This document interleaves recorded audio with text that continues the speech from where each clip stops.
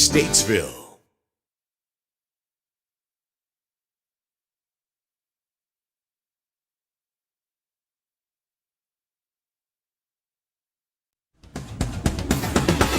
Welcome to Racing Roots with Hamm. If you don't know our host, David Hamm, he's a 25-year NASCAR veteran, engine builder, and jackman. Live every Monday evening, we have a new guest From the racing world with their stories, their paths, their racing roots. Sponsored by Jersey Cape Yachts. Now here's our host, David Hamm. And good evening, everyone. Welcome to Racing Roots with Hamm. We're here on 550 and 92.9 WAME, as well as DHammiam on YouTube. So you can see us right here in the Randy Marion studio. If you'll go onto the YouTube channel, DHammiam. And we got Mike Hill in with us this evening for our, how you doing, Mike? I'm doing great, David. How are you doing? Man, I'm doing great. It's good to see you again. You've been on here a couple times. Yeah. And so, but we're always glad to have you back because, you know, we've kind of went over your roots over the past couple of times, but, you know, it's like, all right, now that we know you very well, we could get into a lot of the stories, you know, so we're going to go into some of that tonight, as well as some of the things that you want to set the record straight. You were telling me on some of the stuff, so we'll get into that as well. But I got Phil Cavalli over to my left and Tracy right here to my right. Tracy Thompson, right? Tracy Thompson, Hamm. There you go. I was bad about just calling her Tracy Thompson whenever I'd see her on Facebook watching us in the morning, and she had to point out that her last name's Hamm now too, as well. So He forgets we're married. We didn't put the Phil cam over on the other table there, so he's quite off in the distance there.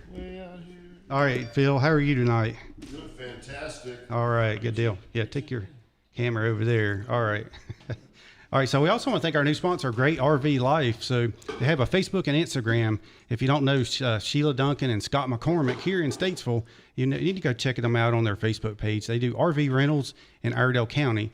So if you want the RV camping experience and get back to nature, or at the racetrack, you can take it to the racetrack, which I thought was a great idea because, you know, we got the Charlotte races and we got some of the drag races locally and all that kind of stuff, and also car shows, that type of stuff. If you don't want to buy an RV, you just rent one from them and they'll hook you up. So send them a message over there. Great. It's GR8, the number 8, RV Life. And go on and like their Facebook page, and you will not be disappointed if you're looking to renting an RV. So, all right. So Mike Hill is a legendary in NASCAR, and you don't work for NASCAR anymore. You're working in the IMSA series. IMSA, yep. Which is a different series, but those cars are a lot more extravagant. Yeah, they're at Watkins Glen this weekend, right? Yeah, we won it. Did you? Oh, Yeah. wow. That's won my the home. second race. They had 2 races there. We won the second one. Yeah. So who was your driver? Philippe Nasser and Durrani. I can't say their first names. Is that Italian or something? Yeah, they're Good day, mate. So anyway, yeah, that's my usual they're great drivers. Yeah. Sounds like it. And it sounds like they got some great, or you call a mechanic on that car, or what is your role? I was the shop foreman. I've kind of stepped away from it now. I'm training a couple of guys to take my place because I'm looking to step down now. Okay. Fully retire, right? Not partial retire, but slide into semi-retire. Yeah. You know. Semi, yeah. Yeah. That's kind of what I did. I guess Phil kind of did that too. Oh, no, I'm not. I can't. Not now. I'm not like you guys. I can't afford to retire right now, but you know. Oh yeah, same here, man. Mm-hmm. I thought I could, but it just didn't work out that way. And I'm busier now than I've ever been in my life. You know, once you retire and you think you're going to be, take it easy, but yeah, that's the way it goes. Yeah. You know? I get home and I see all this stuff I have to do, and I'm thinking, there's no way I can get all this done. How in the world was I doing all this when I was working on a race car full time? Yeah. How many years have you been doing the IMSA, Mike? Almost 10 now. Okay, because I did photography 2 years ago for the Caterpillar team, those 4 gals there. That was tough to photograph every week. But that was my first time ever on the IMSA tour, and I had after 30 years of NASCAR, I was tickled to go to all those different places. Yeah. And the competition. What class is your cars in? DPI. Okay, yeah. You know, it's the Wheeling Cadillac. Yep. Do you feel we got Jimmy Johnson driving the Ally Cadillac too in the endurance races. Do you see that IMSA kind of merging with NASCAR more in the future to run companion races and stuff? I do. Because Jim France is in charge of that series, Yeah. right? Yeah. NASCAR owns him. So. He's a brilliant man. So do y'all go on any of the same tracks as the NASCAR tracks? I mean, besides Daytona. Yeah, Watkins Glen. Yeah. Okay, yeah. And But they haven't got any of course. companions yet now, right? No, not now. We did run a companion race at Indy, and I'd go over and aggravate my old buddies over there. I was going to say, yeah. Over on the NASCAR side and tell them how easy I had it over there. Yeah. 10 race series I was in. Yeah. Yeah, there you go. All right, so I listened to you were on the podcast. It's Start Your Engines, I guess it was, out of Spartanburg, Yes. because that's where you're from. Yeah, that's my brother's show. They do that on Saturday. Perry Allen Wood and my brother and Ronnie do that show on Saturday mornings, and they cover all the local racing. And because my brother is on the show, they keep up with my racing too. And so my brother tells Mr. Wood that, hey, you need to watch the Watkins Glen race. So they turned it on. Sure enough, we won. So he said, oh, we got to get him on so he can talk about that. And I ended up talking about some other stuff that I'd been hearing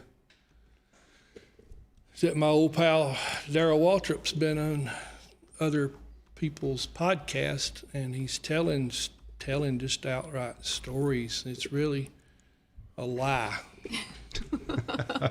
And I need to get that record straight. Stories is a nice way of saying a lie, right? It's an outright lie. He's I don't know where he got it from, but he said that it come time to win a championship, and Darrell was leaving. Apparently, it's 86, and Junior knew he was leaving. That Junior came in the shop and told us, all the guys working on the car, that we didn't really want to see him win the championship, and we need to load up and go and work on the farm and not work on the race car. Well, anybody in racing knows that that's not true, because everybody in racing knows that Junior Johnson loved money too much to throw a championship. He's not going to, oh my gosh, there's big money in championships.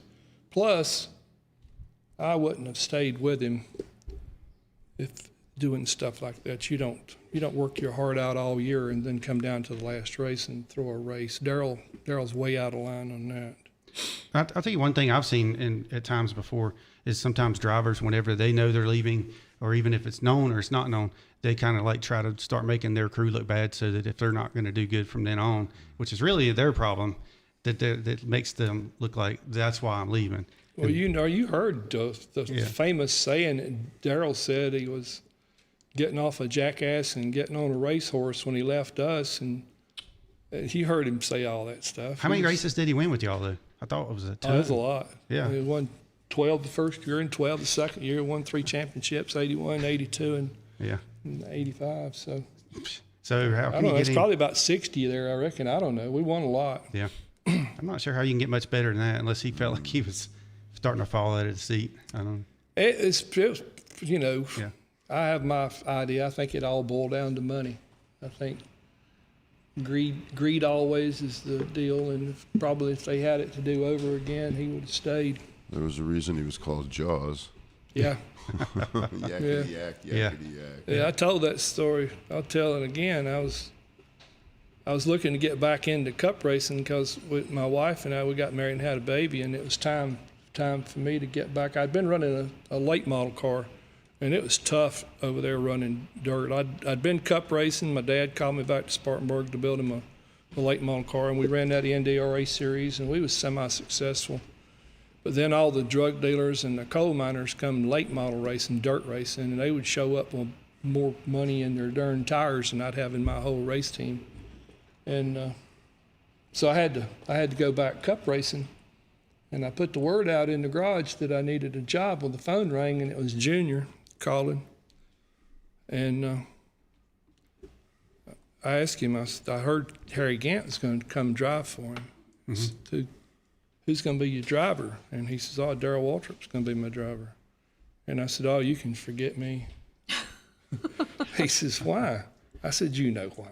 I said, I've seen him get out of that die-guard car and talk down on those guys. I said, I can't do that, Junior. And he says, you kind of work for me, I'll shut that boy's mouth. And I said, well, if there's anybody can do it, you're the man. So I went to work for Junior.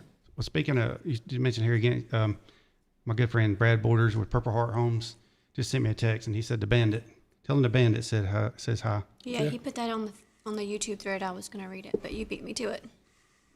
Okay. So he says, hey, so that's it. He's married to the Bandit's daughter, I believe it was, right? Is that what it says on there? It doesn't Anyway, say that. yes. It just says, tell Mike the Bandit says hi. He was the truck driver. Yeah, Walt Wilson. He was the best truck driver in company. He drove the McDonald's truck for me. He was my truck driver too, and I carried him with me after Junior retired. We come down here to Statesville. Yeah. Okay. Yeah. How about that? Absolute best. Very good. We'll have to get him in sometime. You got to. Yeah. Him and Henry Benfield. If you could get those two. If you could get those two in here. Yeah. You need Gail to kind of balance the deal out with Henry. Okay. I imagine so. I should try giving Henry a call again tonight. Yeah. Tell him about the time we tried. He was on the road. Thought it was a crank call. He was caught in traffic or something. What, in Chattanooga? Yeah, it was somewhere up there. Yes, Yeah. I believe it was Chattanooga. And I had Harold Johnson in here, and we called. He's like, "Here, give him a call. You call him up." So I called him up, and then Harold was over there just talking to him. But you could hear all the noise in the background. So he said, "I have to call you back. I can't hear." Yes. So that was good stuff, though. All right. So yeah, we were talking about that show in Spartanburg because you grew up in Spartanburg. So your brother's on that radio show, and I enjoy listening to that because it's a lot of the history, which is what I'm mostly like listening to. Yeah, Perry Allen goes back. He goes back in and gets way back into the deal, back with Cotton Owens and the startup guys down there in Spartanburg. You know, when I was in Spartanburg, that was what the town was. It was the hub. There was no Mooresville. Yeah, like David So Pearson. growing up in Spartanburg, you could when you graduated from high school, you could either go to college, or you could go to work in the cotton mills, or you could go racing. And racing was it down there. I mean, my dad was racing. Yeah. And so when I graduated from high school, there was a cup job sitting there waiting on me. So I left and went with Will Cronkite. And Will, it's in his book. He and I went to work for Cecil Gordon. We was working for Joe Frazone there in Spartanburg, and then Cecil needed some help, so we went up to Cecil's. And like 4 months into the deal, Will decides he's going to go to work for DieGuard in the startup deal and work for Rossi. So Cecil looks at me and says, "Okay, you're my crew chief." I was the only guy in the shop. I had to be the crew chief. I was Cecil's truck driver, crew chief, floor sweeper, car setup guy, everything for those years. Okay, so you were a truck driver at some point. Yeah. Okay. Somebody had asked me that, and I said, I don't know. I don't remember that, but It wasn't a big. And back in those days, you didn't have those super transporters, but it was a nice rig. Sure. Drove it all over the country. Yeah. About that. So what was David Pearson's profession down there? I mean, before he got into driving. He was pumping gas for Edmund Rogers Esso station. Edmund Rogers was a sponsor for Dad's race car. And we would stop into Edmund Rogers Esso station on the way to the racetrack, and David would come out and be pumping gas in Dad's car or tow vehicle, and the whole time he's pumping gas, I'd hear him telling Dad, "You need to let me drive that race car. I can drive that race car. You need to let me drive that race car." How cool is that? Yeah. Dad put him in it. We went to the beach, and Dad put him in the race car, and I'll never forget. My dad was dragging me up and down Ocean Drive down there looking for a newspaper to find the results of the racing. And we couldn't find when we get back. David hands him like 3 envelopes, and David had won 3 races. The only 3 races he won, he'd won all all 3 of them. So Dad and David got to be real good friends. I think Daddy had something to do with hooking David up with Cotton, because Cotton Owens was David's first cup deal there. Okay. And so, and David Pearson went on, as you know, he was a legend with the Wood Brothers for one, but his record was actually better percentage-wise than Richard Petty's. Yeah. And speaking of that, we were talking. I was listening to that show, and they were talking about how they keep bragging on the 4 in a row that drivers won. And if you go back then, like Richard Petty, like David Pearson, I think it was Richard Petty won like 10 or 12 in a row or something. Yeah, Richard won 10 in a row. And then David Pearson was in that group like 5 or 6 in a row and stuff like that. But those two would win like 60% of the races all year long. 1, 2, they'd finish on and off. Right. Yeah. So that was before what they call the modern era, I guess is the thing. Right. But I mean, as far as milestones now, they should count. 105 victories, David Pearson has 105 Cup wins. Yeah, but they were running like 65 races a year back in those days. They would run sometimes 3 During nights the a week. week. And David never was a fan of anything but the money races. So. Right. Yeah, he never run really a full schedule. Yeah. Right. Yeah. And I know some of the drivers that would get in the car and they would get out of the car, get on the airplane, fly to another track, and go race somewhere else. Yeah. Yeah. Bobby Allison.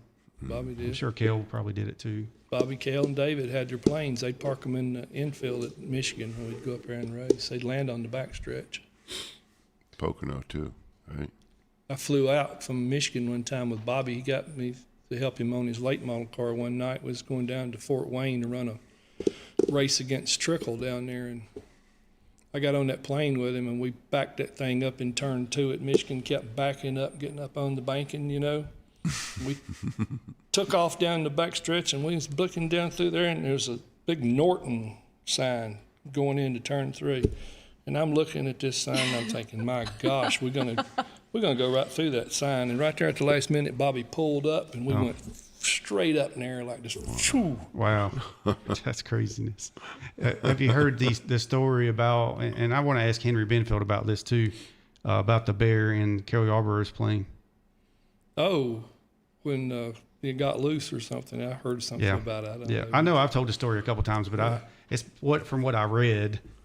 And but I want to get Henry's take on that. Yeah. I wasn't sure if you'd heard the whole story. I'd heard about it, but Henry'd be a good one to tell the story. Yeah, because he was part of it.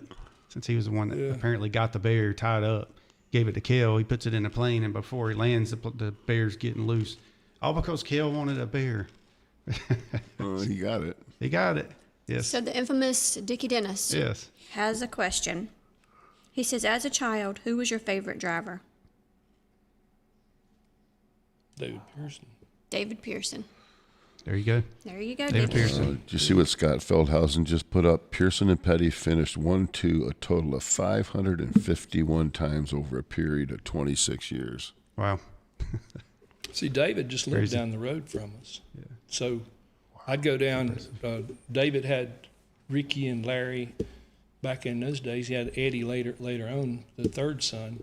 But Larry and I was in school together. We graduated from high school together. So I would go down to the Pearsons, and Helen, their mother, would feed me a sandwich, and I'd hang out with the Pearsons down there. And David would always come in with some big old trophy and sit down in the. He lived in a little wood frame house there on the Mill Hill, and it wasn't much bigger than this. And he would set those trophies down in the floor, and here I am. I'm just starstruck, Yeah. Sure. Oh, wow. I can imagine. Trophies as tall as you, probably. They right? were. Yeah. Wow. Especially that 600 trophy from. You come in with that thing from Charlotte, and I'm thinking, oh man, that's a trophy there. Might be why I'm trophy struck. If you ever looked at my Facebook page, that's what I put up there, pictures of trophies when we was winning, from the IMSA deal. Every week, I'd put up a picture of the trophy because I was proud of it. Of course, you worked hard for it. As our old pal Robert G. would say, I'm only here for the hardware. That was us. I'm only here for the hardware. Yeah, there you go. David's got some hardware, a.k.a. rings. Yeah, got my ring collection from over the years, from over those 25 years. So, all right, what we're going to do is take a quick break. We're talking to Mike Hill. You're listening to Racing Roots with Hamm. So y'all stay tuned, and if you want to see us here live in the Randy Marion studio, you can go on to YouTube, DHammiam, and check us out there. So we'll be right back after these messages. When you live a busy life, it's hard to keep your floors clean and in good condition. Well, you can rely on Terry's Carpet Care to take care of your home or business so that you can focus on things that are more important. Terry's is your local and trusted floor cleaning service for over 40 years. And Terry's cleans carpet, tile, grout, hardwoods, and LVT floors. And they're ready to help bring your floors back to life. Call for a free estimate today. 704-872-9861. That's 704-872-9861. And check them out on Facebook at Terry's Carpet Care. Let's pop a top and pour out some real country. 550 and 92.9 WAME. The Rock Fitness, a 24-hour facility to help you reach your fitness goals. Gym access, personal training, tanning, and plenty more. Come check out our free weights, weight machines, cardio machines, powerlifting equipment, Olympic lifting equipment, kettlebells, and CrossFit equipment. We're here for the ones who are ready to put in the work. We're ready for those who want to make a change. Find us on Facebook and Instagram at The Rock Fitness. You know, service, reliability, selection, and integrity has made Little Shavers Wood Shop the #1 source for lumber, plywood, and building materials in Iredell and Rowan County. Their drive and passion for business guarantees you'll always find a huge selection in stock, receive on-time and accurate delivery, and unsurpassed friendly service each and every time. Conveniently located at 3301 Salisbury Highway in Statesville, or give them a call today at 704-872-3148, or visit them online at lilshavers.com. That's LIL shavers.com. At Banner Drug, we are proud to say we have been caring for our patients in our community since 1996. Our pharmacy offers a personalized customer service experience you expect from a locally owned store. To help you with your prescriptions, all 4 Banner Drug locations can deliver your medication right to your door. You can call in your prescription refill order, or better yet, use the convenient refill button on our website, www.bannerdrug.com.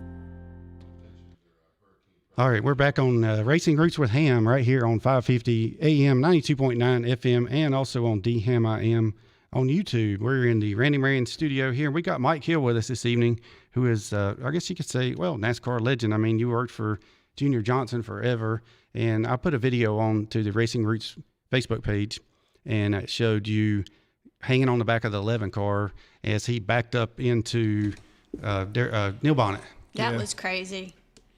That was just me being dumb. Well, it was smart. It was you saving your legs is what it was. No, I shouldn't have been in that situation. I got you.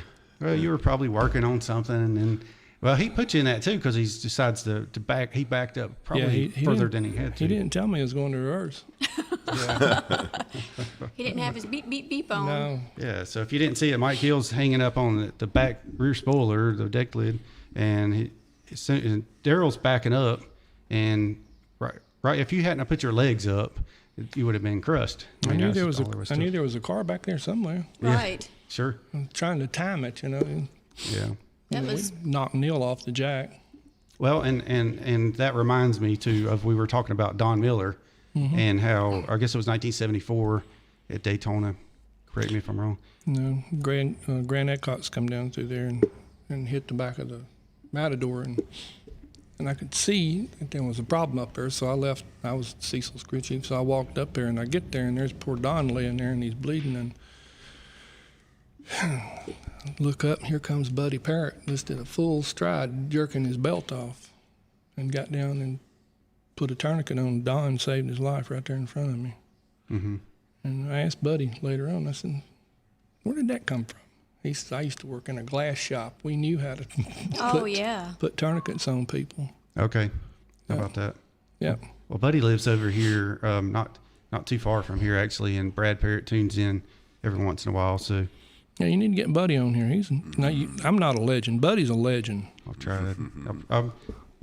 I'm working on that one of these days, trying to get him to come out. My God, at the stories that guy could tell. We got to have a beer sponsor. That's what we're looking at. Yeah, there you go. Work on that too. Yeah, you know, for Buddy. Yeah. He was working for Hyde back in the day with the K&K Dodge, and they went out to Bonneville and set all those records. And Buddy and I were good friends. Whenever he left and went out on his own there, he had Farrell Harris's car, and I never forget. He showed up at Charlotte, and he made a special trip down there to come get me. He said, "I need you to come up here and look at my car." I walked down there, and that was the slickest, nicest looking car ever he had done. So, yeah. And he wanted you to see it. Yep, he wanted me to see it. There you go. He knew I liked nice looking cars. Sure. Yep. Well, not many people don't. And that's true. Yeah. All right, so we're going to thank our other sponsor right quick, Jersey Cape Yachts. Jersey Cape Yachts, yeah. They're don't forget, even though they're located in Jersey, they're all up and down the East Coast and everywhere they can take care of you. But it is hurricane season, so let's be prepared. They have a safety program for priority hurricane hauling. They can haul. You can schedule ahead of time and have your yacht, anything at all, your boat hauled off away when the hurricane hits. They can be reached at 609-965-8650. They're on Instagram, Facebook, Twitter, Jersey Cape Yachts. Get a hold of Janine and Wayne up there in Jersey, and they'll take care of you. Their address is 2143 River Road, Lower Bank, New Jersey. Yeah, and guess what? They were down at it was Off the Hook or something. No, it wasn't Off the Hook, was it? Anyway, they were down at Ponce Inlet, where Scott and Jana live in Florida just a couple days ago.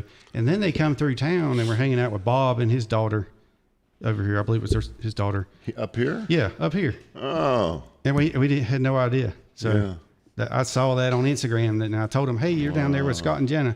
And then they said, and then they messaged me the next day, and they were up here. So anyway, all right. Yeah, thank y'all for that sponsorship. So Mike Hill, we got Mike Hill in here with us on Racing Roots with Hamm, and we're talking about some of the thing. He wants to set the record straight on, I believe there's some more stuff you want to talk about too, but also want to hear your, you live out in in Rhonda, right? On Junior Johnson's right, yeah. Farm. Beside the race shops, yeah. Beside the race shops. Yeah. How many stills have you found? I don't have to find them. There you go. No, that was one of my first jobs when I went to work for Junior. After they figured out I was okay, that I wasn't going to be running my mouth, I was a welder for Junior. So Junior's uncles would come with liquor stills, and I would weld them up for them. There you go. Yeah. So we do have two questions that come in. Derek Colson says, Mike, how was it working with Shorty Edwards? You must know Shorty to ask that I question. must. He must. Shorty's a great guy. I knew Shorty a long time before I ever got to work with him. You know, I was working for Cecil Gordon in the garages almost 10 years, and so Shorty and I got to be great friends. He's a great guy now. That's a legend. Shorty's a legend. Yeah. Okay. Lots of names in NASCAR, or a lot of people know, so. Yeah, for sure. And but you also live in a house that was Junior's. Yeah, Junior ended up buying his uncle's. His uncle got in some trouble with the federal people, and it was sitting in the middle of 50 acres. And Junior knew I needed a bigger house because I was living in a wood frame house on the other side of 421. I was driving him up the road to Watkins Glen, up that road to get up to the racetrack, and he looked over at me. He said, looks like I'm going to end up with GT's farm. He says, if I get it, you want that house? And I said, yeah, I need a bigger house. And so I'll let you know. And two weeks later, he comes sauntering in down there at the shop, and he said, I got that farm. He said, you can go ahead and move in that house. I looked back at him. I said, I can't move in that house, Junior. He says, why not? I said, there's somebody living in that house. He looked back at me. He says, oh, I'm not talking about that house out on the road. I said, well, you're not talking to me about that house up on that hill up there. He says, why not? I said, because you don't pay me enough money to live in that place. And he laughed, and he said, go ahead and move in. There was 2 houses on this 50 acres, and the one that I thought I wanted was out on the road, and it was a nice house, you know. But the house up on the hill up there it's bigger than Junior's house. It's 7 bedrooms. Oh, my. 3 bathrooms, 2 dens, 2 fireplaces, a 20-foot by 40-foot swimming pool, and a sunroom. Okay. So you got to have the whole team spend the night there. Well, we could have. But, yeah, it was tough. I mean, because, like I said, Junior told me, he said, we'll work out something. So we did there for about 3-4 years there. In 93, come in there. Since he made me the crew chief on the McDonald's cars, he said, I think you can afford to pay me for that house. And I says, well, it all depends on how much you want for it. And he priced it to me cheap. And he said, but first off, he says, it's only going to be 1.5 acres of that land. He says, I'm going to cut the house out, and I'm going to put a barn, put up some fencing, and put my cows up there. I said, okay. He says, we got to have an understanding, though. If you ever decide to sell, you sell it back to me. And if I ever decide to sell all the land around it, I'll sell it to you. I said, okay. 2 years later, I get a phone call. It's Junior. He's getting a divorce. Guess what? He needs to sell. Mm-hmm. And I knew he'd done put up this giant barn up there. And my gosh, it's big. And this head gates and lights and water and everything, and this big fence. And I sat down and I said, Junior, how much? And he priced it to me for what he had in the barn. Oh. I said, I know what you're doing, Junior. I said, let me tell you this. You keep your cows on the pasture, your hay in the barn, and you just keep using it like it's yours. Because he had moved down the road, you know. Mm-hmm. And that went on until he moved to Charlotte and didn't need it anymore. So. Yeah.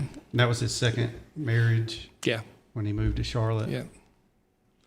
Well, he got his second marriage, and he built a big mansion out there on 421, but he was still using my land. Flossie found out those cows on the pasture belonged to Junior, and she wouldn't talk to me as long as those cows was on that pasture. Mm-hmm. Yeah, it got bad. Yeah. She ended up talking to me there at the end. Because those cows were considered a source of income. Yeah, she didn't like me helping Junior. Mm-hmm. Yeah. Well, and you always hear about the Junior Johnson moonshine. Yeah, that's. Everybody thinks they're buying moonshine. That's not moonshine. That's vodka. Junior laughed. I asked him about it one day. I said, Junior, what's this deal with this Junior Johnson moonshine you got going on? He laughed. He says, Mike, that's just vodka. Everybody thinks they're buying moonshine. He says, you know you can't buy moonshine in the store. Right, yeah, for sure. Yeah. And what about back in the day when you were welding up the steels? Junior's uncle. Mm-hmm. Yeah, first one. Came down, and I was living in that little wood frame house, and he come up, pulled up in his old car, and walked up, and he says, Mike, he talked real slow. He said, can you weld stainless steel? And I said, RC, stainless is easy. The easiest weld is.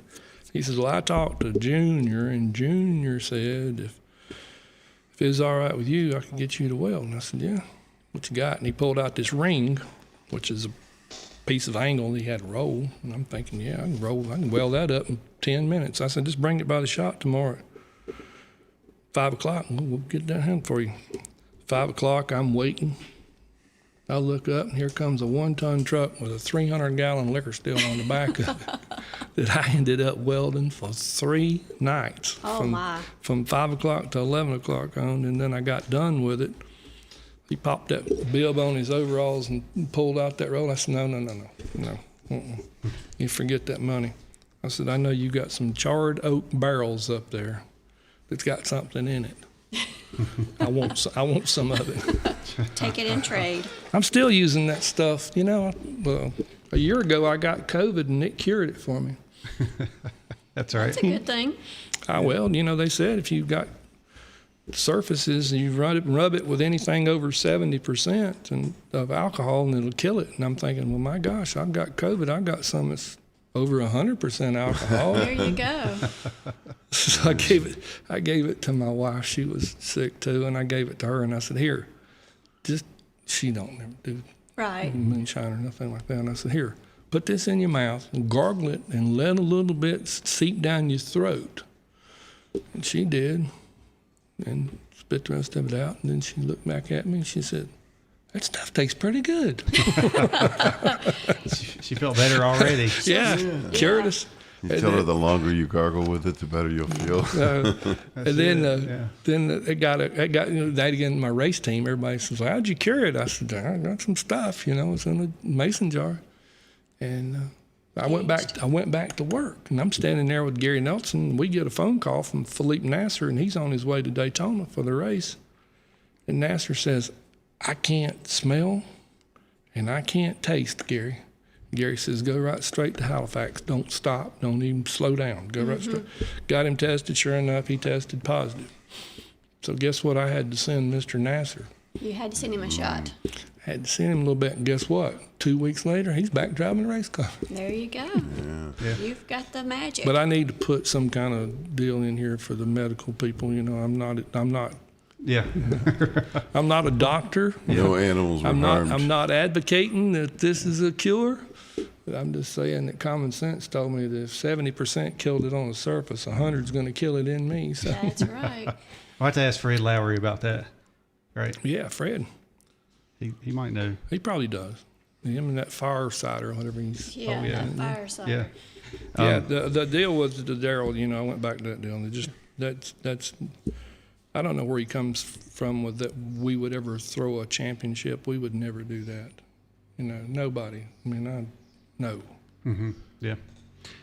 So wasn't there some talk about, was it lead shot or something? Yeah, everybody thinks that all those little lead pellets that he's, you know, he's admitting to it that they had it, but it was not in our car. It was in the DieGuard car. All those little lead pellets. He needs to get that record straight too. We never did that. We didn't do that. Would that have been in the 88 car, not the 11? Not the 11. Okay.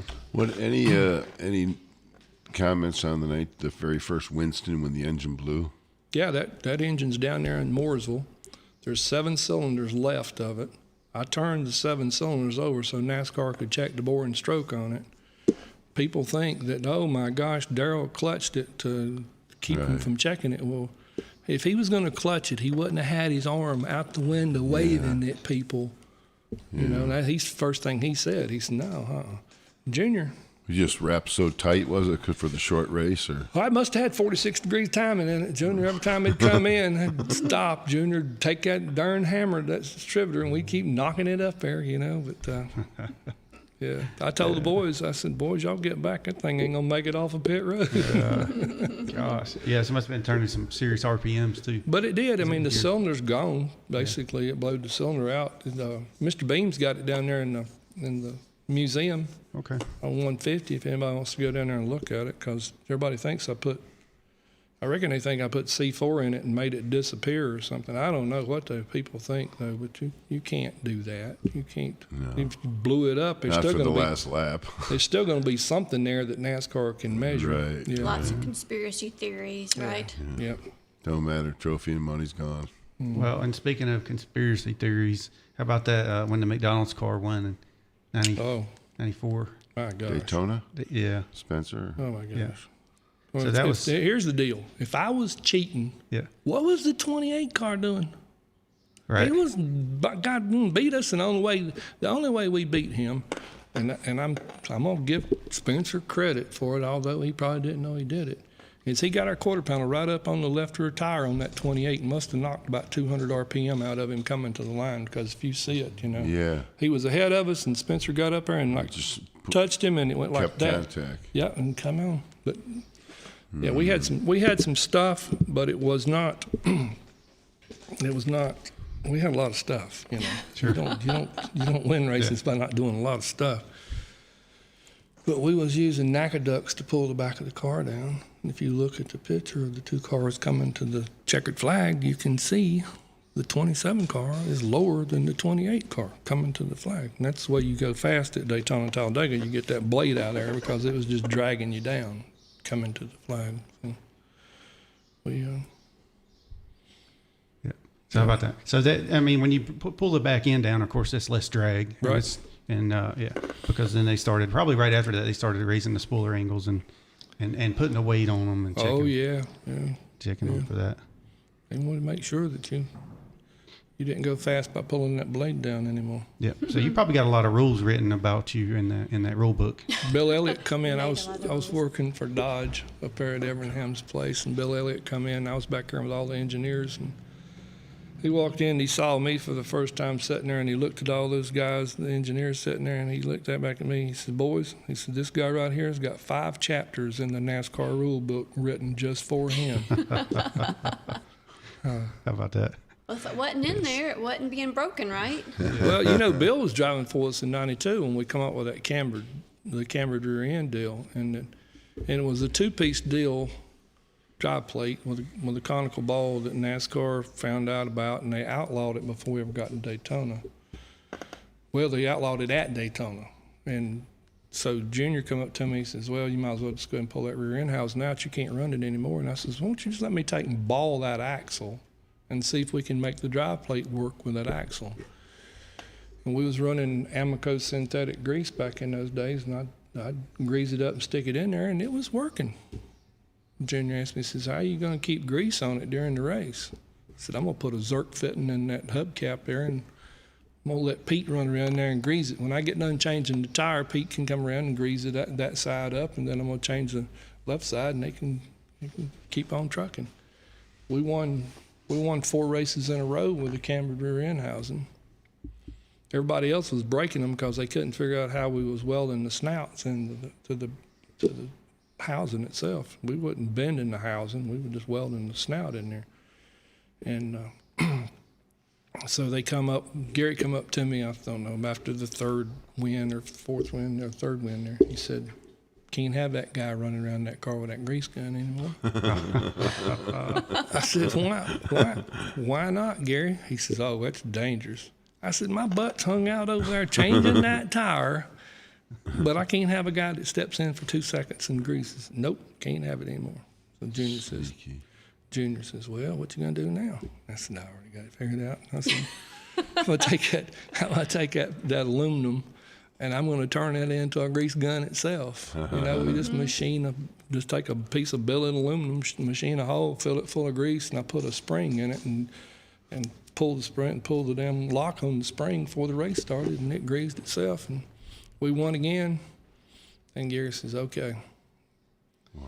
They can't figure out what you're doing. He says, we're going to put a camber rule on you. You can't do that anymore. How about that? See, I kind of admire all that ingenious thinking. If I'd had your daddy KT with me, we'd have really won some races. Dangerous. Your daddy, oh my gosh, he's a legend. Now that is a legend. KT's a legend.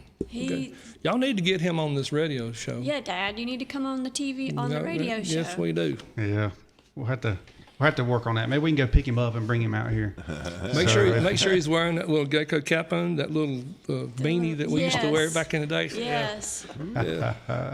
I know what you're talking about. Chuck Gay built cars back in the day, and he handed out these little like sporty caps like we would wear over in the IMSA now, but little sporty caps. Mm-hmm. And KT was the first one to sport one of those. Oh, yeah. Yeah. I remember those caps. Yeah. All right, so the show we were talking about earlier, Phil, I sent you a link the other day. That was Deb Williams. Did you get to listen to it at all? No, I didn't. I was on the road and I was busy. But yeah, we need to get her on here. She did, yeah.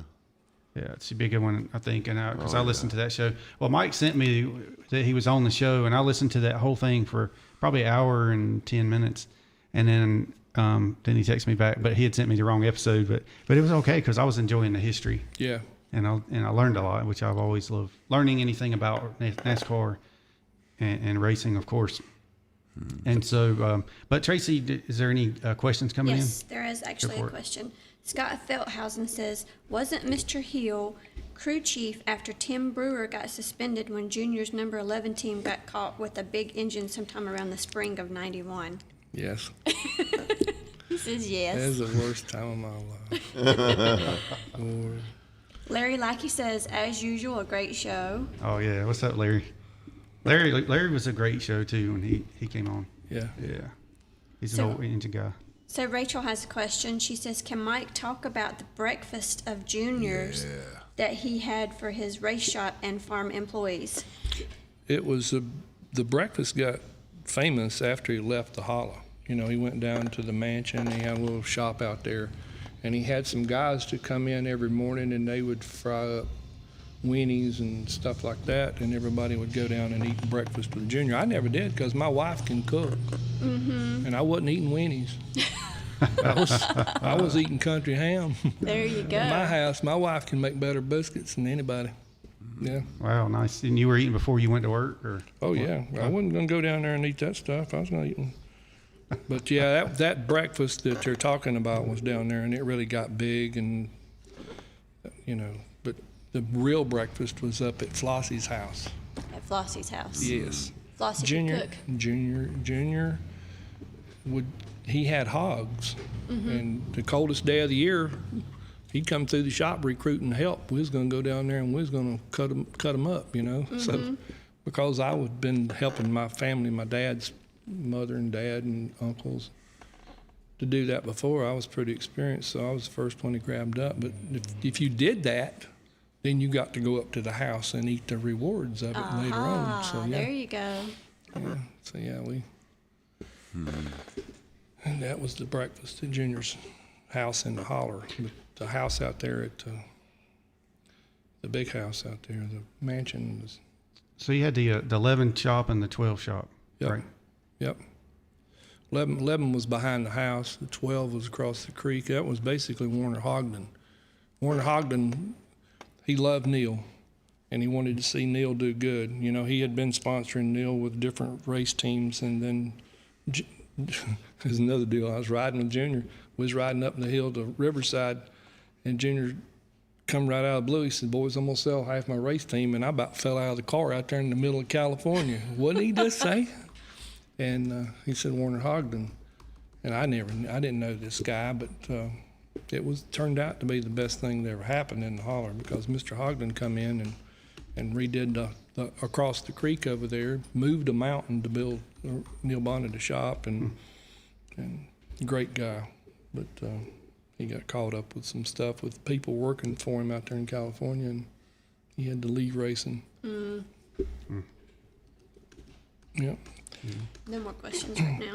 All right, so how many different cars did you, well, not necessarily how many number of cars, but I know you changed tires for all the years of the Pepsi Challenger and the Budweiser, of course, was you with the Gatorade car? Well, No, not the never Gatorade. was in Gatorade. Started out with, I changed tires for Cecil Gordon, and then Cecil, whenever I left Cecil and went to help my dad, Richard Childers, called me up, and I was rear tire changer for Richard one year, rear tire changer, and that's when Tim Brewer was still a crew chief.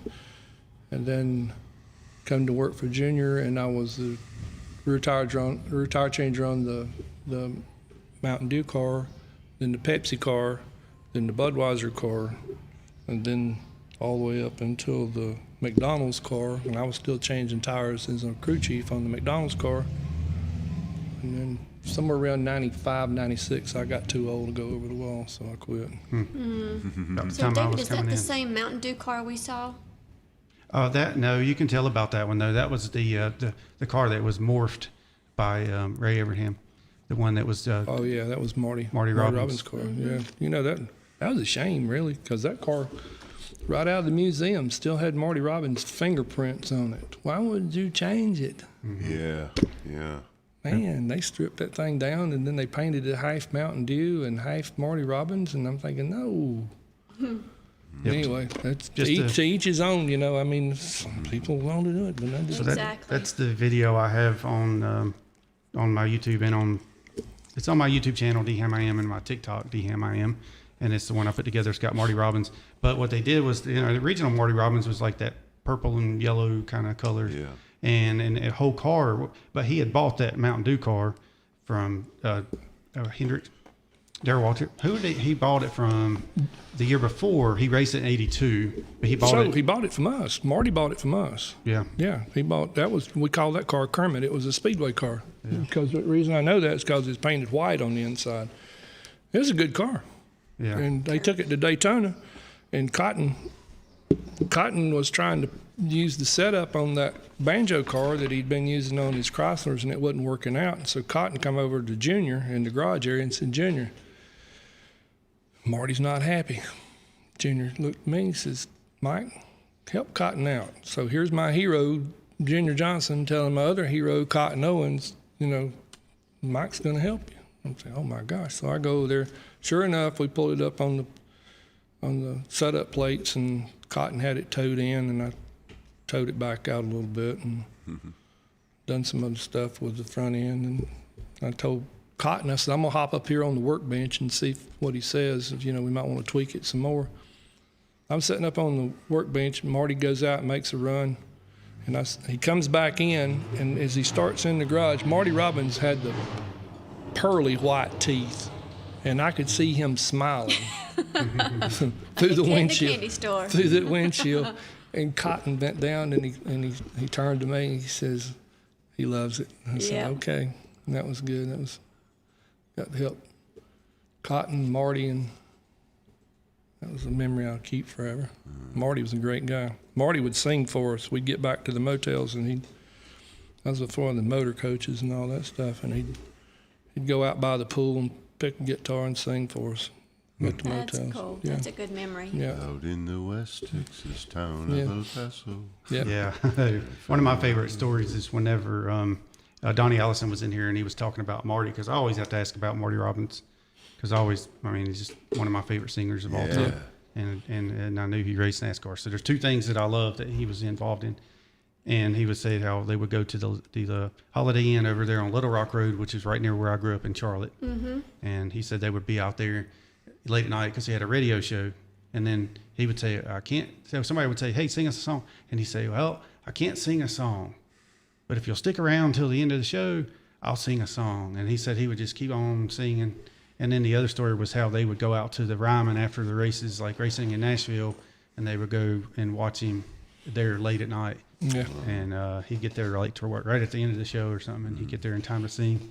Yeah, he'd get out of his race car and take off. I was going to say, he's probably all covered with soot and stuff on stage singing, Yeah. Yeah, how cool is that? He's a cool guy. Yeah. All right, so we're going to take a quick break, and we'll be right back. You're listening to Racing Roots with Hamm, and we got my guest Mike Hill this evening, and so we'll be right back. The Rock Fitness, a 24-hour facility to help you reach your fitness goals.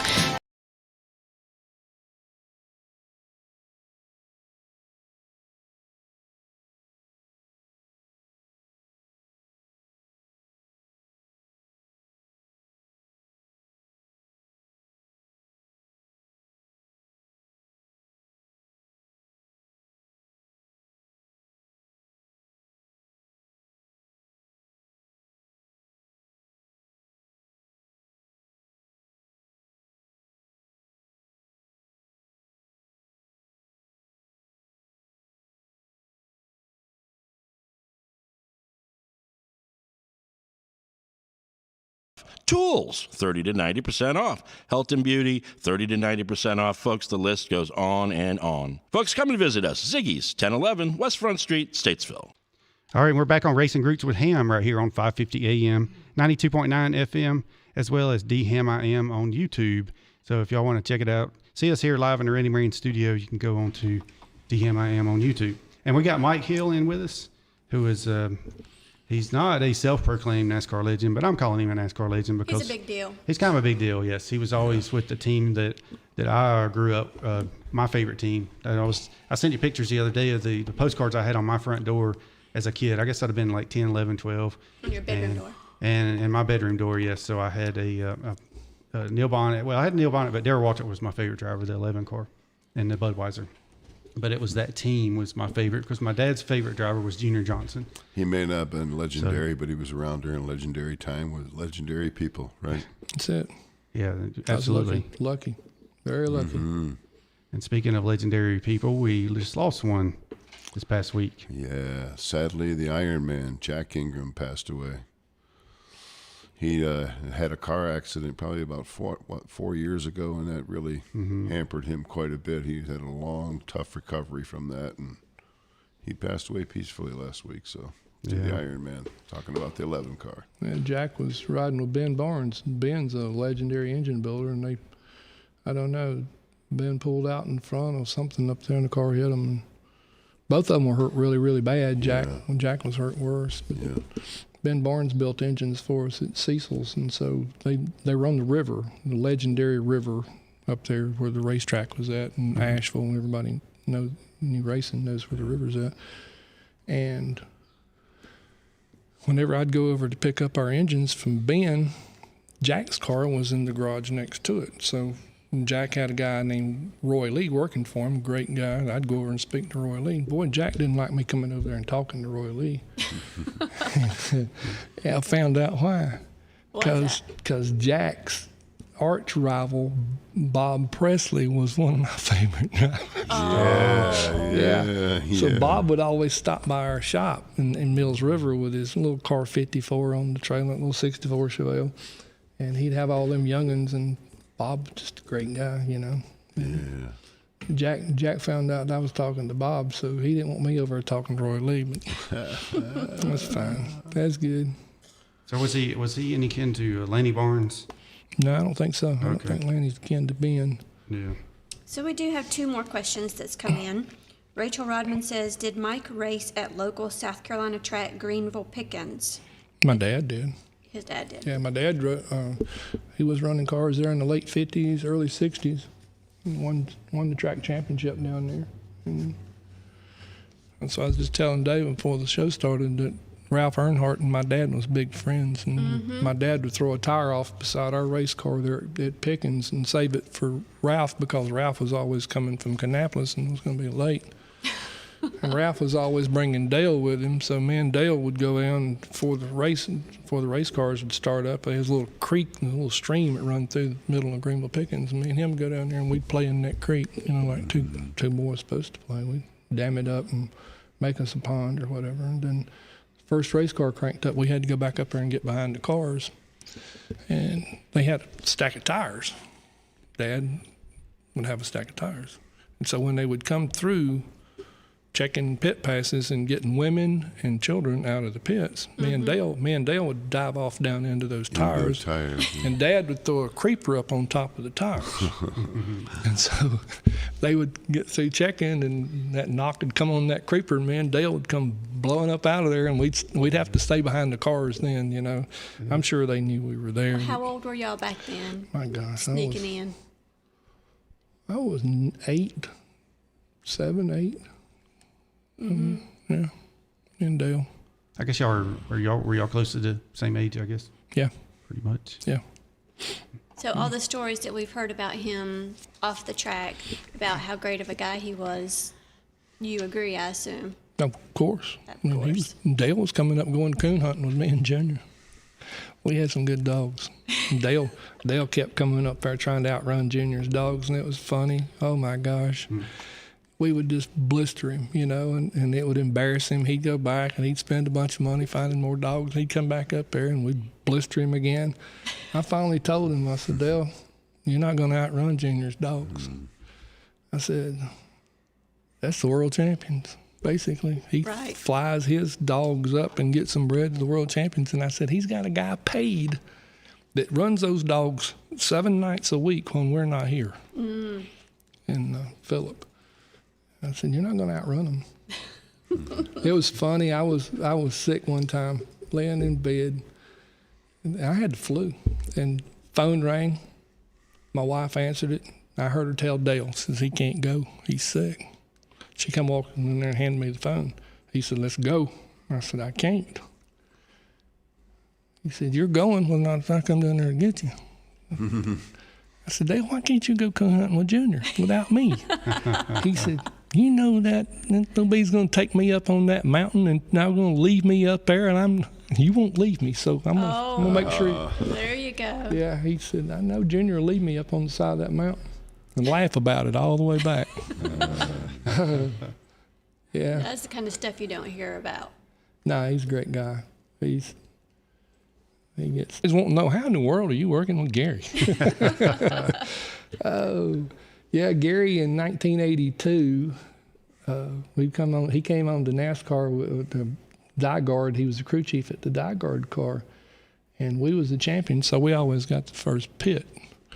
And Bobby would always qualify good, and he would always pick behind us. And I was a rear tire changer, so I would just conveniently start leaving my tire out there so Bobby would have a hard time getting around it, you know. I look up, and there stands Gary behind my car. I said, this guy's wanting my tire. I'll just give it to him. So I threw it at him.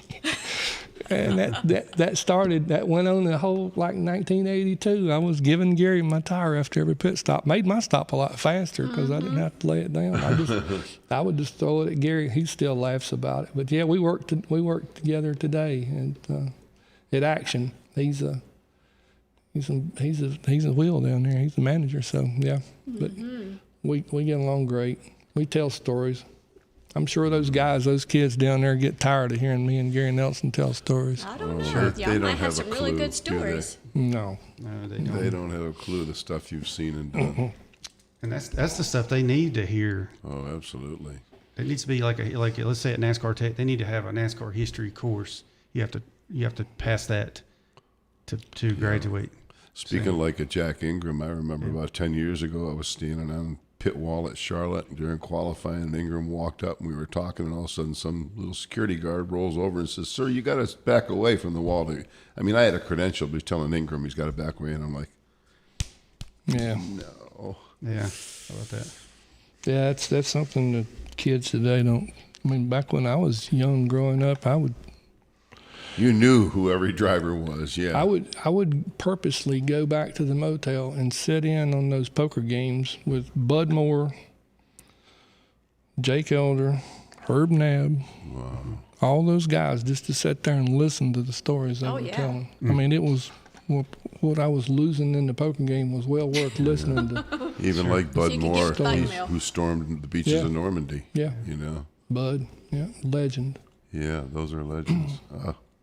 Yeah, I know. I'd love to hear some of the war stories. I mean, know. And they couldn't race for like 4 years. I guess during the war, they just shut down NASCAR racing in that time. Yeah, there's those poker games. It got down to I'm doing pretty good one night, and it got down to just me and Banjo and a guy named Raymond Williams, who was a race car driver. Mm-hmm. And I'll never forget, Raymond spoke up. He said, "I'd give half of my kingdom for a cheeseburger." Banjo spoke up, and he said, "I'd give half of my kingdom for a cigarette." And that's where Mike Hill didn't get up and go and get a cigarette. He didn't get up and go get a hamburger, and so Mike had to work the rest of his life because he'd hung. Yeah. How about that? Yeah. A hamburger and a cigarette. Hamburger and a cigarette, and I would have had half the fortune. But all no. the joy. Speaking of Banjo, you had a time, and this might tie back into the Gary Nelson, but you had the different chassis. Yeah. You had two different, and then you had another one thrown in there that you were successful with. 94, Banjo built me a special chassis. It was a front steer strut car. That was the car that we won Daytona with. It was a free rolling car. You wouldn't believe how it was one of those cars that you could pull it into the garage, and if you didn't knock it in gear and you turned around after you walked up to the toolbox, the car would be gone.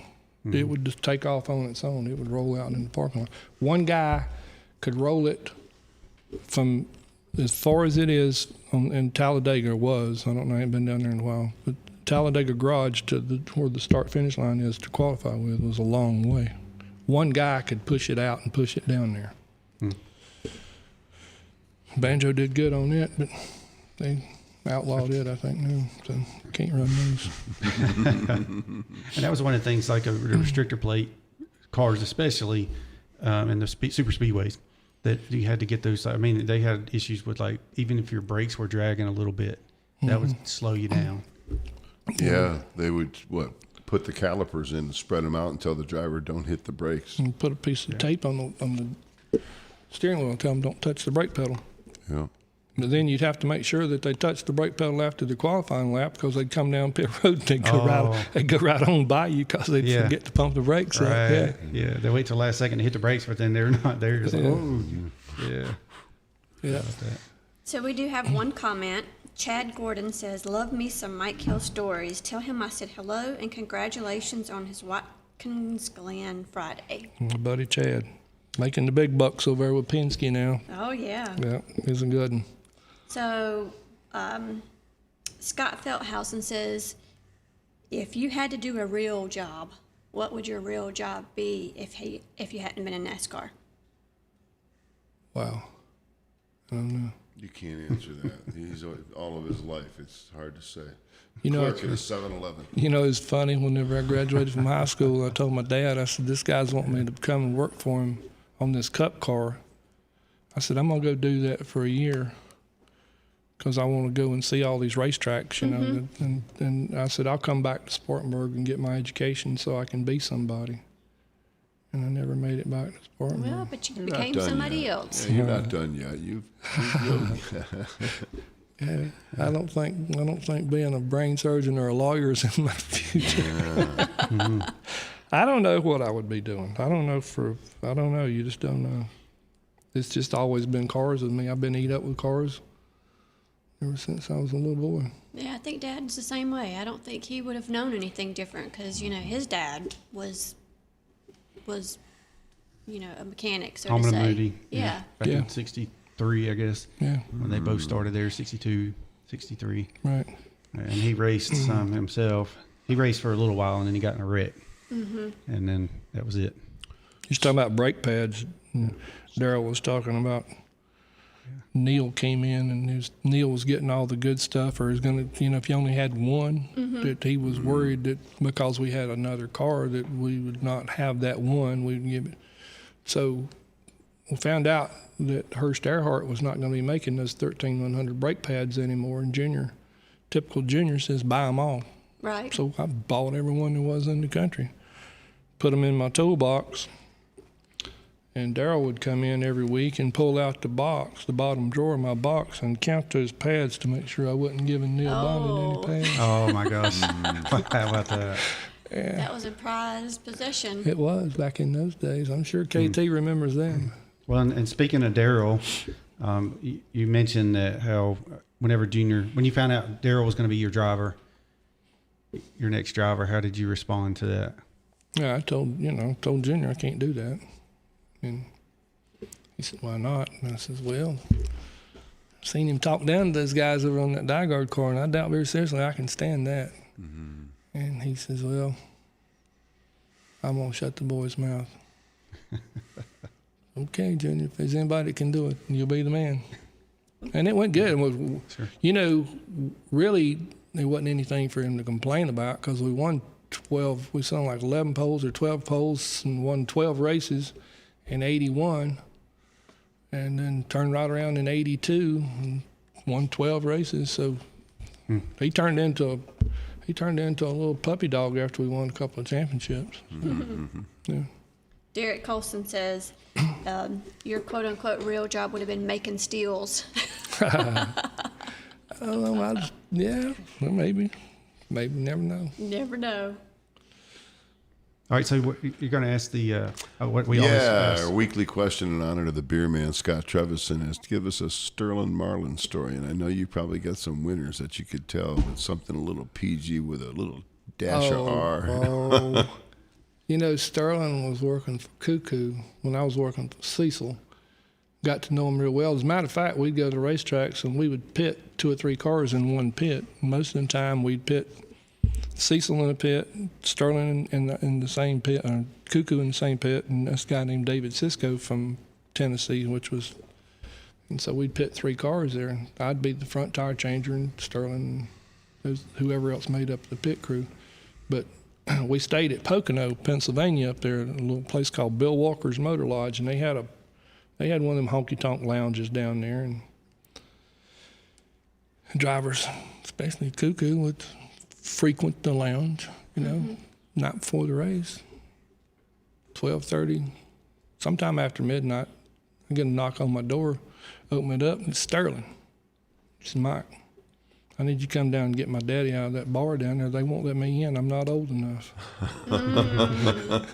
So I had to go down and Cuckoo, and he was, come on, Cuckoo, we got to go. Sterling's standing out here at the door waiting on you. But yeah, but Sterling came to work for us at Juniors, and that was a great thing because I love Sterling. Just never got to work with him.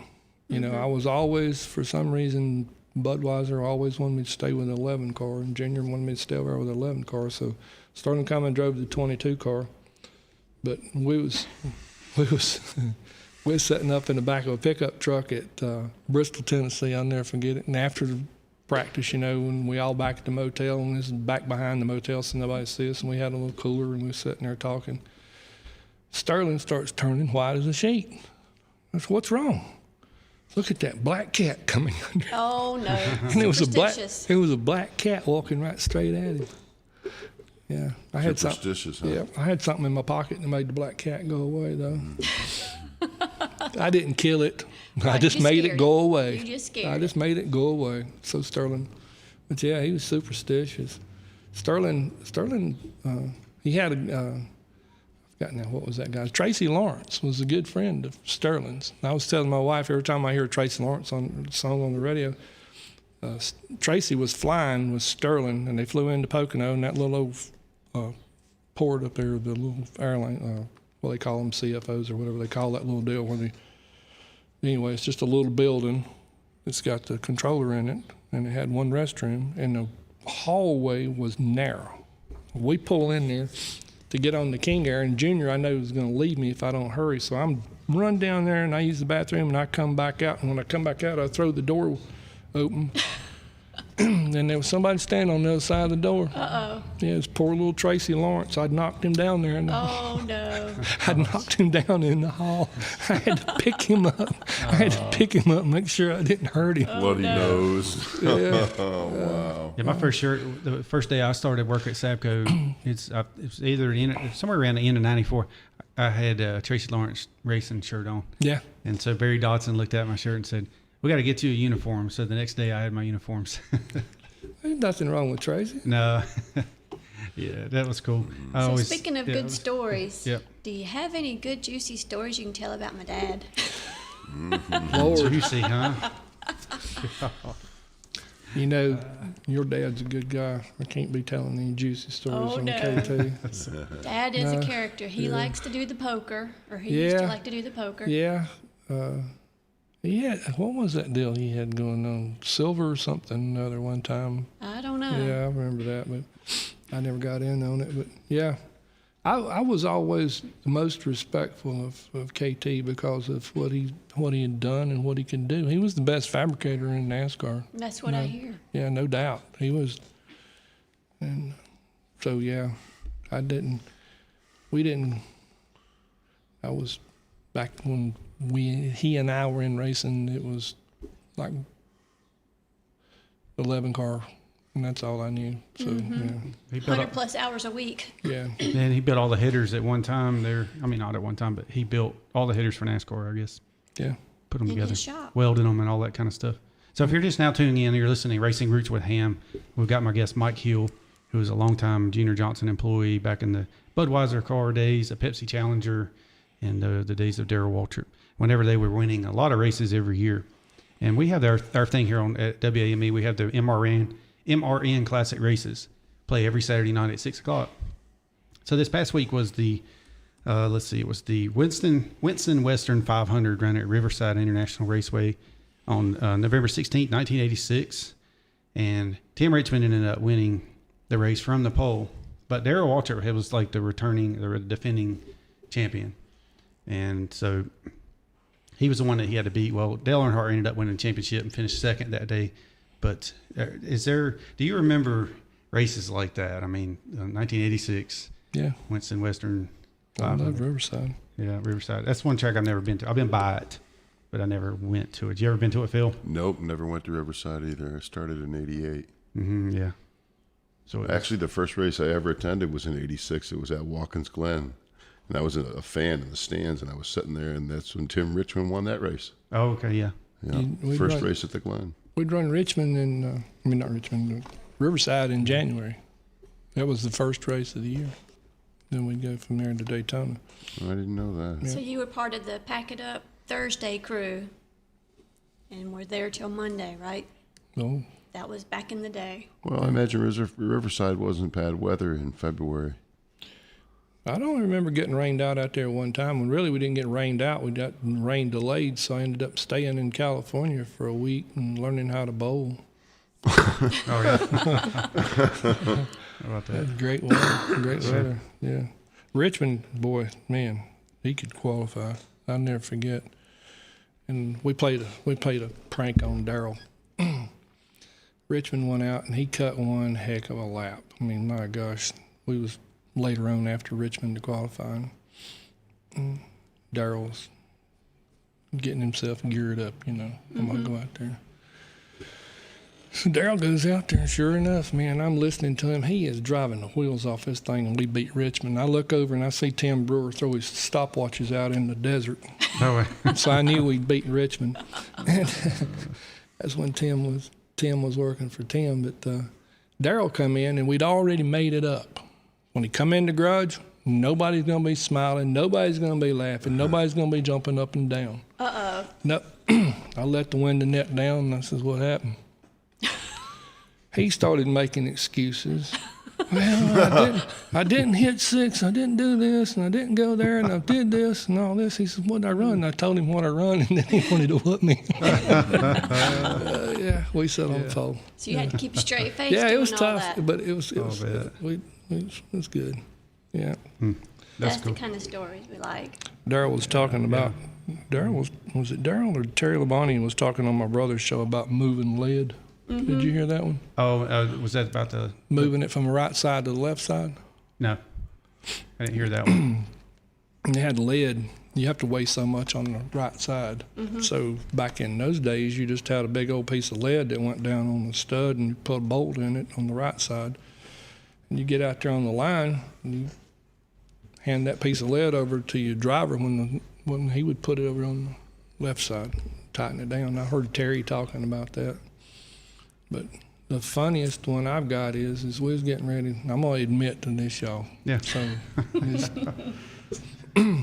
because it was not a points paying race, and it was an all-star race. But I don't think it was one that we even won. But they were running the open, and we had like 60 pounds hanging off the right rear rail on the bottom with one thread of a bolt hanging on it. So we knew they was going to park the car over here, stage it, and we had the car covered up. The deal was I was going to sneak in there, and I was going to turn it that one deal. The lead was going to drop out. The car was going to roll. The car cover was coming off. It's going down on the lead. They pick the lead up, throw it in the wagon. We go out there. We're going to be light on the right side, but we was going to make it up after the deal if we'd won it. But you stick enough radios in there, you'll get by. But Yeah. well, they running this open race, and here stands this NASCAR official at the door. Oh my gosh, how am I going to? I can't let him go out there with that lead with one. I'd get somebody killed. So sure enough, on about the last lap of that race, there was a heck of a wreck out there, and people were just hitting the wall and all this stuff. And he turned, and when he did, I reached in there and I made that one deal, and that lead hit the ground. Boom. And he turned around and looked at me, and I thought, oh, my God, I'm caught. He said, "Did you feel that?" He said, "That car hit the wall and made the ground shake." It was my lead hitting. It was my lead hitting the ground. Wow. That's funny. Thought I was caught. Yeah. Lord. Now I've heard about the lead shot, that kind of stuff, throwing that on the track. Not necessarily y'all, but I'm saying I've heard about it from other teams, of course, and. I told Gary, I said, no, that lead shot, that was for rookies. He says, what? I said, I had a guy that weighed 135 pounds. I just put him in the trunk. And I did. His name was Bud Green. He's a little guy, a little short, weighed about 100. You probably knew him. Yeah, that sounds familiar. Because he worked Penske, I think, later on. Yeah. And we'd put him in the trunk, and we'd go through. Because they would never look in the trunk back in those days. You'd go through, you watched and see if they were. If they weren't, you'd put Bud in there. Mm-hmm. That's funny because we had a question here earlier where somebody was asking if there's any time you stood there at tech and were really sweating because you knew something was off or not. Well, that's pretty good. Bud's in the trunk. About every week. Yeah. You ain't cheating, you're not trying, right? No, that's it. You knew, it was self-defense. If you didn't do it, everybody else was going to be doing That's it. right. That's it. But That's right. everybody says, Gary asked me, says, well, how'd you get him out of the trunk? You didn't leave him in there for the whole race, did you? I said, no. When we rolled the car down on the line, the car cover would be on it, and then we would uncover the car, and he would come out from underneath the cover on the right side, and we'd roll the cover up, so 3 of us would go down, 4 of us would come back. Ah. Right. Take from the front all the way to the back.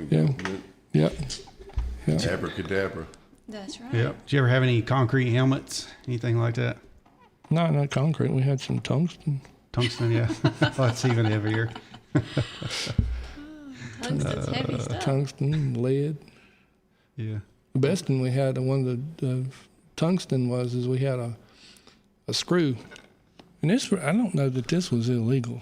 I think this might have been in the gray area at the time. As the car would burn fuel off, it would get nose heavy and start pushing. If you started to race out and use neutral with the fuel in it, it was good. So we just had a little, like an Acme screw in the rail with the slider that we moved lead up and back that we could adjust front and rear bias with. We called it making ice cream because it sounded like it was an old-timey ice cream churn when it was running. And that was the code word over the radio. It was time to make ice cream. And not like the, was it on, we're having ice cream, you can't come in the pits. Yeah, right. Cold trickle. Yeah. Sam Sharp says, "What's up, brother?" Yeah, Sam's my buddy. And speaking of, were you around with the Days of Thunder? Yeah, Tom Cruise, yep. He'd be there 1 second and he'd take off like a rabbit. Yeah. Wide open, yeah. But I didn't work on any of those cars. I was working for Junior, so that was basically Rick Hendrick's deal, that deal. So I never worked on any Days of Thunder cars, but I was in the garage when that was being filmed. Yeah, that's cool. My uncle he drove the limo for Tom Cruise while he was in Charlotte at one point, because he was driving a truck for Consolidated Freightways, and down there off of 16 or whatever. And whenever he got laid off or something, and that was his. He went and applied for, looking for a job, and that's what they gave him. How cool was that? And then Tom Cruise gave him a leather jacket. Wow. Days of Thunder jacket. Yeah. Great. Yeah, So Dickie Dennis is asking if you've got a question about David or a story about David. David Hamm. David Hamm. David come around. He was big time after I left. I'd done flash fired in the pan after, and David come around, and I didn't get to know him like I did everybody else. Yeah, the same year you left as when I started going on to the track. Yeah. And I got to know you here because you listened to the radio. Yeah. Great radio station y'all got. And then you were, I guess, you messaged on Facebook. And so, you listen in the mornings, and a lot of times Michael sent me a text, and depending on what's going on, sometimes political and different things like that. That's why I'm smiling. Yeah. Yes. But we love our sheriff here in Iredell County. Great sheriff. Yeah, for sure. And I've had him on the show as well. I'm pretty sure Mike Nieder's tuned in. He owns the McDonald's here in Iredell County. And so he's a McDonald's racing fan. And so I'm sure he probably want to hear a little bit more about the when y'all won. You were a crew chief in that car. Yep, that was the deal with the Junior in 92. We'd won 5 races with Bill Elliott, and it was time to go and do it again. But the crew chief and Junior had a falling out at the end of the race there. Well, during the race in Atlanta, they fell out. And so they split again. Tim left again, and I was fully expecting Junior to come in there and do the same thing in 93 as what he did in 82 when Tim left before, and tell me, okay, you got to be the crew chief. But he come in there and told me, he says, no, he said, I need you to go down and be the crew chief on the McDonald's car. I said, okay. So I went down there and I told those guys, I walk in the shop that was down 421 because McDonald's was not going to be in the same shop with Budweiser. You couldn't put the two cars together. They did not want to put didn't want Budweiser associated with them. Mm-hmm. And so Junior had built another shop down 421, 7 miles down there. I had to walk in there and tell all those guys, Donnie Disher and Doug Randolph, all those guys, hey, look, dude, I know y'all probably don't like this, but I'm your crew chief. And we had a decent year. In 93, we finished 4th in the 500 with Hutt, and we sat on the outside pole at Martinsville, did some pretty good stuff, and then Spencer come in and told him, I said, look, we get to Daytona, just stay between the white lines. When you get to a car, drop down, pass them, get back in between the white lines. Mm-hmm. So that's what we did. We won the race. Mm-hmm. Old Jimmy. Yeah, what about it? Didn't somebody ask about a Jimmy Spencer or story or something like that? That'd be interesting. Oh, Jimmy. Yeah. Man. Mr. Excitement. my buddy. He still owes me a Rolex watch, Jimmy. If we won the race at Daytona and they gave him a Rolex watch and we was in that old Pontiac to go across over to do the after PR deal for the interviews and stuff and the deal, and he opened it up and he said, I'm gonna buy you one just like it. And here it is, 27 years later, and I still don't have my watch. Well, he meant the case that it comes in. Yeah. Wow. Yeah, that's not good. We'll have to work on that. If I get him on the show. Did you have a favorite track along all the different tracks you've been to? I mean, maybe because you ran good somewhere or because you like going to an area. Well, you know I love Wilkesboro because it was in my backyard. Sure. Yeah, that was my backyard. And that was Junior's hometown, some Junior's home track, and we did our best to do good up there, but yeah. Think that it'll ever come back, Wilkesboro? I don't know. I've been hearing a lot of rumors about a lot of stuff, but I don't know. You know, they're big fans of this dirt racing now. Why don't they just dig it up and make a dirt track out of it? That's exactly what I was about to say. That's a good point. So, yeah. Yeah. The ones that, the concrete's falling apart, the pavement's falling apart. Yeah. Right. Just lay some dirt down. Yeah, sure. I'm sure there's dirt underneath there that was run before it was ever asphalt. Yeah. Like when Junior was running dirt on it. Yeah. Didn't the governor say he was going to give $10 million to 3 different tracks to have them refurbished? I thought I did hear something about that. Yeah. So where's that? Somebody? Wilkesboro, Rockingham, and one other. They were supposed to get $30 million for those 3 tracks. But the infrastructure isn't the whole problem with Wilkesboro. I mean, they got hotels and stuff around there you got to have. But it would be great. I think it would be wonderful. They're talking about the motels and all that stuff. When we put 65,000 people in there, they had to stay somewhere, and there's more motels up there now than there was then. Yeah. I mean, you got, my gosh, you got Statesville down here. It's 30 miles away. I was down here in 30 minutes, and Winston and Elkin, and there's motels everywhere. There's not. I don't know where that infrastructure deal started from, but there was people packed them stands in the last race, and they stayed somewhere. Yeah, for sure. Yeah, that's right. Well, all right, we're gonna go ahead and spin the wheel, see who our winner is. So we're getting to the end of the show. I want to thank Jersey Cape Yachts for their sponsorship. And how about your? Great RV Life. Great RV Life. Great. It's GR8 RV Life. You can check them out on Facebook and Instagram. And they have RV rentals here in Iredell County. Of course, you can take them from here and go anywhere. But that's my friend Scott McCormick that I worked with at Roush Yates and his girlfriend Sheila Duncan here in Statesville started this. And so you can send them a message on Great RV Life on Instagram or on Facebook if you want to go out camping with the RV experience. You rent the camper, and so you don't have to worry about the expenses of owning a camper, because we all know that can be very expensive, and then a lot of times you don't end up using it. So you just go and rent one, or if you're thinking about owning one, you can rent one from them and try it out. Take it down to some of the racetracks and stay, because that's going to be. So if I mention your name, I get a discount? Yeah, actually you do, and we were coming out with a discount code, so I'm glad you said that. So you can always send us a message on there and then mention Hamm, WAME, whatever, and we'll get you a discount code. So you heard it here. Yes, she did actually tell me that, and I have to do that too. And so I was thinking about traveling with the late models, the super late models. I'm a big fan now of the super late models. Those dirt cars are that's the most racing I've seen with watching those guys. When you got Brandon Overton won $250,000 in 2 nights. That's crazy. Wow. Yeah, and everybody short tracks are alive. Yeah. So, and if you're wanting to not rent a boat, if you're going to go camping and you need a yacht while you're at the campsite on Lake Norman, let's say, then you would go to Jersey Cape Yachts. Travel by boat and RV. Yeah, you can check them out on Jersey Cape Yachts. I'm gonna check out those RVs. Yeah. If I go start traveling around with these late model guys, I'm gonna have to have some place to stay. I think that's a great idea, and a lot of times they'll even take it and set it up for you. Yeah. I mentioned that to them. Hey, when your races are in town, you go out there and you set them up for some people. Yeah. Oh yeah, that'll be a great deal. Yeah.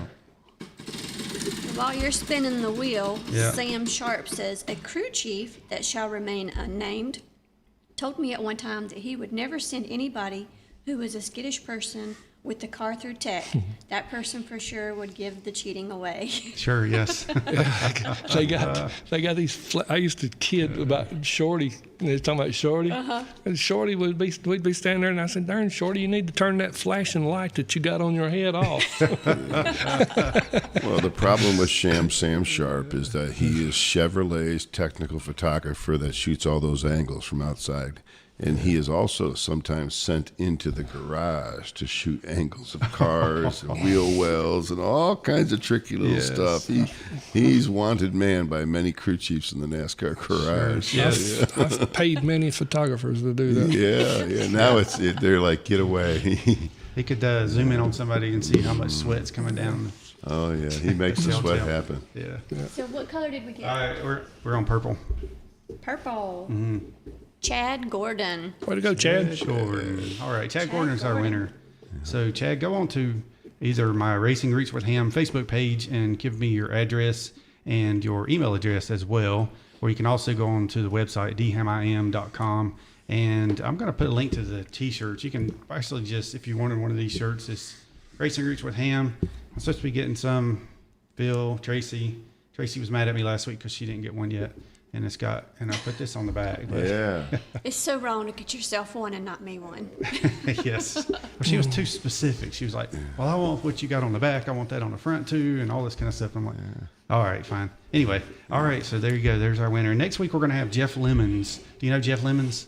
He works down at David Gilliland Racing right now, and he's worked in NASCAR for a very long time. He used to have this mustache that come all the way down here. Kind of like Buddy Barnes, Red Dog. He looked kind of like him in a way, but a little bit bigger. And he's going to be on with us, so that'll be a good show. And then the following week's going to be John Callis. And I'm sure John will have some good stories too. Good deal. From his racing career. Well, he raced for a little while, but all cylinder head work he did for Robbie Yates Racing. He did some cylinder head work. Yeah. Yep. So he'd been around a long time. So. Did want to give a shout out to the Southern Modified Auto Racing Tour, the Smart Series they ran this past weekend at Caraway, and Gary Putnam won the race. Good old man Gary Putnam in the 77 car. How about our boy Gary?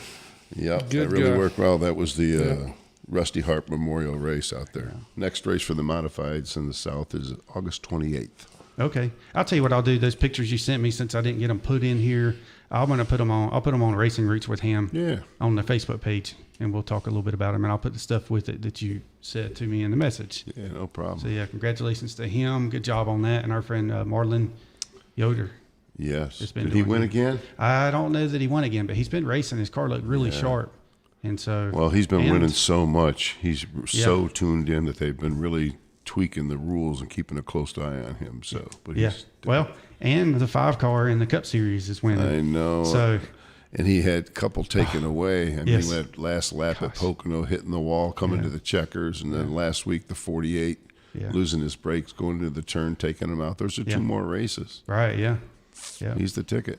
Yeah, he's going to be at Gaffney Thursday night. Oh, is he? Yeah. Kyle, he's a good kid. Yeah, real good kid. I get that motor coach and that discount from David. I'm going to take it down there, and I'm going to camp out down there. There you go. Yes, there you go, man. That's a great Thursday? idea. Thursday. I think I might take the motorhome on down there. Yeah. Gaffney, I'll have to call down there and see if Johnny Davis can hook me up. Sam Sharp says, "No way, I don't go in that garage. Yeah, he I used to. do not go in the garage." He says, used "Don't to. even He used to joke drive the about that." Roush Ford crew chiefs insane. Yeah, he's There's posters of him in the bathroom to keep a sharp eye out for Sam. Yeah, sharp. There you go. All right, thank y'all so much for tuning in, and we'll see you tune in tomorrow morning for the Billy Buck Morning Show. I'll be back here, right here in this very spot. Billy Buck will be over here, so we'll just have us a good time, and Mike will be listening as well. And but we'll see you next Monday evening for Racing Roots with Hamm. And don't forget to hit that thumbs up if you would. And that tells YouTube that you like this video, and then they'll put it out to some more people. And also, if you got any questions for Mike, any questions for me, Phil, Tracy, put them on here after the video ends, and then we will surely answer them. So y'all have a great evening. Thanks. Thanks, guys. Thank you, guys.